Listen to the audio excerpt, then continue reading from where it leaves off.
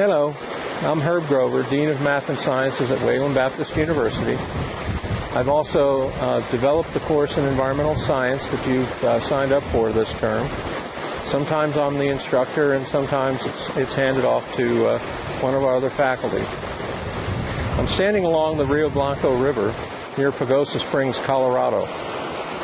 This river provides us with a lot of good case studies for how humans impact their environment. That's the main topic of this course. In fact, if we look for a definition of environmental science, it's the study of the distribution and abundance of humans and their impact on their environment.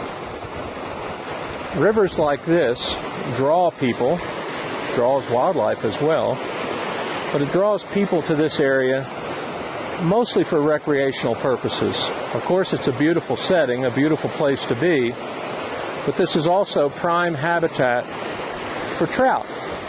And so a lot of people like to fly fish, and when they do so, that has a very positive impact on the local economy, so that's promoted. But this river was impacted for another reason.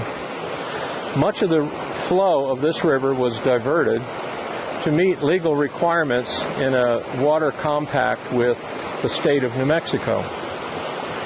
What that resulted in was a very low flow in the riverbed and created unfavorable habitat for trout. What's been done over the last 10 or 15 years is a project to restore the quality of habitat that this river provides for trout and thereby promote tourism, ecotourism to this region. I'm standing on an artificial dam here. It's called a J dam or a hook dam.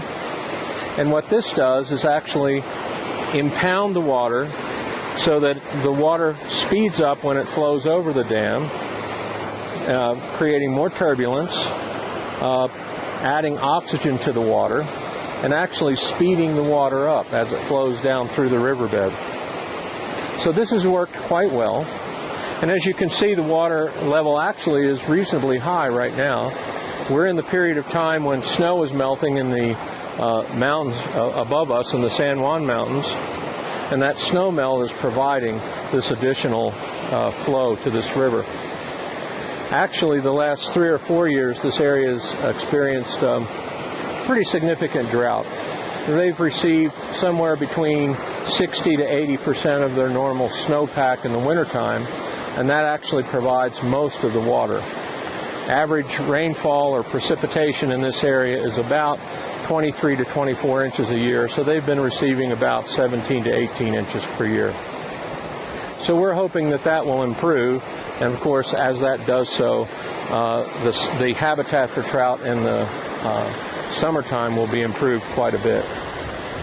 We'll be talking about that more throughout the course, but I thought you'd enjoy seeing, I think, one of the more pristine and more beautiful parts of our environment in the western United States.